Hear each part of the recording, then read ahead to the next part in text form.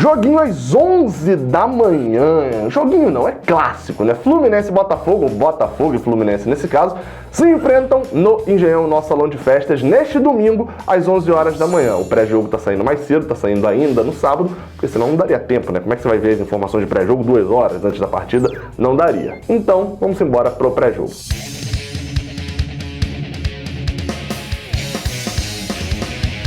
Seja bem-vindo, você guerreiro, você guerreira de todo o Brasil e de todo mundo. Aqui é o canal Raiz Tricolor, eu sou Gabriel Amaral, eu sou jornalista por formação e sou tricolor de coração.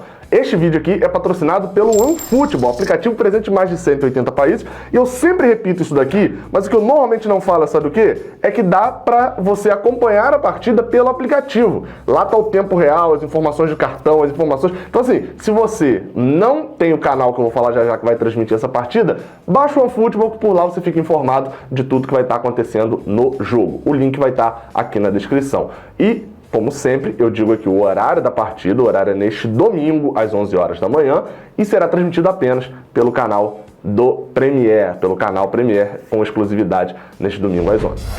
Lembra daquele cálculo que eu faço aqui várias vezes, né, dos 50%? Ó, se o Fluminense chegar a 50%, vencer todas em casa, perder todas fora, ele vai provavelmente ficar muito próximo de uma vaga na Libertadores, já vai ficar ali por 7º, 8º lugar.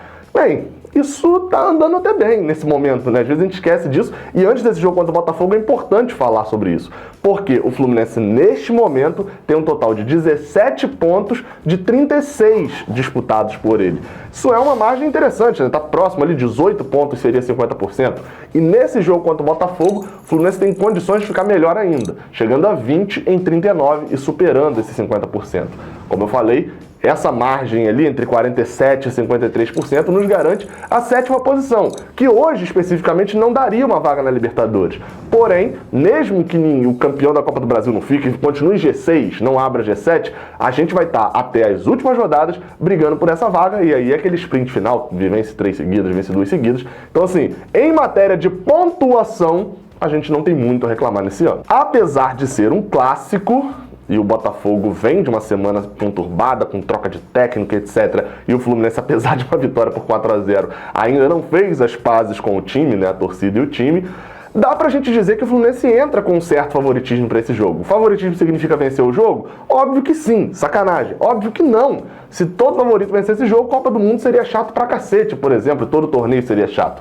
Então, o Fluminense entra com um certo favoritismo, porém, não quer dizer, até porque é um favoritismo pequeno, de que vai ganhar. O jogo contra o Botafogo pode ser decisivo alguns pontos, de, por exemplo, ele ser 11 da manhã e etc. Mas a gente fala disso no Bola em Campo.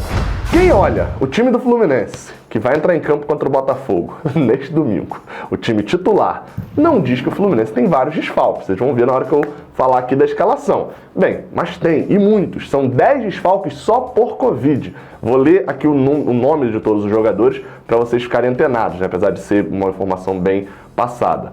Calegari, na lateral direita, é o lateral que está fora. Os zagueiros Lucas Claro e Luan Freitas, que ainda não estreou, mas fica sempre no banco. O jogador do meio de campo, né? E no meio de campo tem André, Martinelli e Nascimento. Martinelli e Nascimento ainda não estrearam no profissional. Além de Miguel e Ganso, que são 2 meio-campistas, mas que jogam mais avançado. No ataque, a gente tem fora Luiz Henrique e quem é o outro? Marcos Paulo. Luiz Henrique e Marcos Paulo são 2 jogadores do ataque que estão fora por Covid. Além disso, a gente ainda tem o Wellington Silva e Caio Paulista fora por outro tipo de lesão, né? Não necessariamente a lesão, a doença, né, do Covid. Pelo menos para esse jogo a gente tem 2 retornos de jogadores que são limitados, mas são importantes para o Fluminense, né? E devem ficar no banco de reservas. São eles o volante Yuri e o zagueiro Digão. São jogadores que não são titulares e tal, mas devido a problemas de outros jogadores acabaram se tornando titulares e renderam, né? Principalmente Digão rendeu muito bem quando foi acionado. A escalação do Fluminense nessa partida deve ser a seguinte: Muriel no gol, na lateral direita Igor Julião, a zaga com Nino e Matheus Ferraz e a lateral esquerda com Danilo Barcelos, mantido titular depois de ganhar a posição de Egídio. No meio de campo a gente tem Dodi e Hudson nos volantes e Nenê jogando mais à frente, com Fernando Pacheco aberto de um lado, ganhando a vaga de Wellington Silva, Michel Araújo jogando aberto do outro e Frederico tentando fazer mais gols na sua principal vítima, o Botafogo, vai jogar no comando de ataque. Esse provável time escalado por Odair Hellmann. O Fluminense tem principalmente sérios problemas na parte ofensiva, na parte do ataque.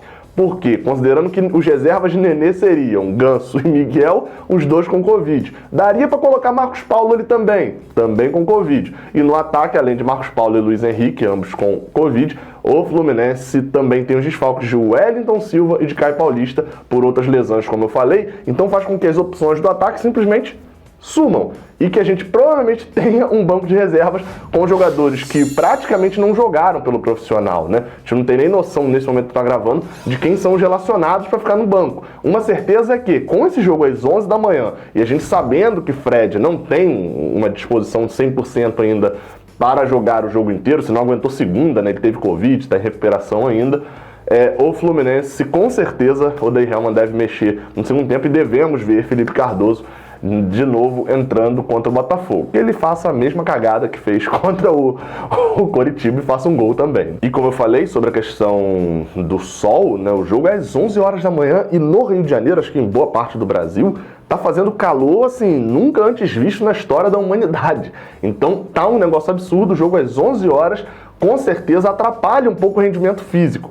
Vale lembrar, a gente tem um ponto positivo e um ponto negativo. Vamos lá, o ponto positivo para o Fluminense. O Botafogo jogou na quarta contra o Bahia na quarta noite. O último jogo do Fluminense foi na segunda noite contra o Coritiba. Então a gente tem, de certa forma, 2 dias a mais aí de descanso em relação ao último jogo de cada equipe. O ponto, entre aspas, negativo, e eu vou explicar as aspas, é que com esse sol e o jeito com que o Fluminense joga, o Fluminense tem um perfil de 15 minutos iniciais, numa postura de muita intensidade, né? A gente vê isso várias vezes, que às vezes levam a gente a fazer o gol, como foi contra o Coritiba, e às vezes levam a gente a levar um gol por uma desatenção lá atrás, toma um gol e tem um problema depois, como foi contra o Atlético Goianiense e quanto foi também contra o Sport. Então assim, o Fluminense tem 15, 20 minutos de intensidade como seu perfil no início do jogo. Qual que é o problema disso? É que dependendo, se você não souber dosar essa intensidade às 11 da matina, você pode morrer em campo no segundo tempo, e a gente já sabe que o nível no banco de reservas é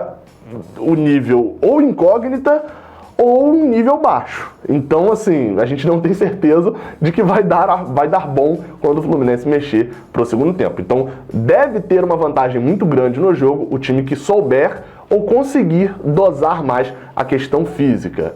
E isso também se dá, obviamente, com o resultado, porque eu coloquei entre aspas, porque esse ponto ruim pode sonar um ponto bom, caso o Fluminense, nessa intensidade inicial de 15, 20 minutos, consiga fazer 1 ou 2-0, e aí consegue abrir uma margem para poder jogar mais atrás no placar, dentro do campo do Botafogo, né, jogando lá atrás, na verdade, no seu próprio campo, e dificultando a armação de jogadas do Botafogo.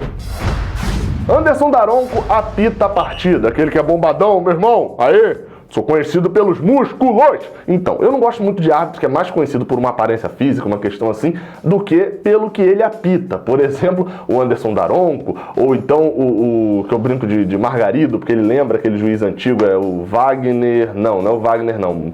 Enfim, aquele magrelão e tal, que ele faz todos uns gestos e tal. Eu até esqueci o nome do árbitro aí, mas talvez eu lembre aí. Enfim, esses árbitros que são lembrados mais por isso do que pelo que apitam, normalmente são problema. Anderson Daronco captou 3 jogos do Fluminense no Brasileirão do ano passado. 3 derrotas. A gente perdeu pro São Paulo no Maracanã por 2-1. Ele não viu um pênalti claro pro São Paulo no finalzinho do jogo. O VAR que avisou a ele, então assim, vale destacar, foi contra a gente. Não, foi contra a gente, foi erro do mesmo jeito. Ele errou e não viu. Contra o Palmeiras por 3-0, a nossa derrota lá no Allianz Parque, e a derrota pro Flamengo também por 2-0, já ali em outubro de 2019. Eu não gosto, tomara que a gente nem perceba que é ele apitando.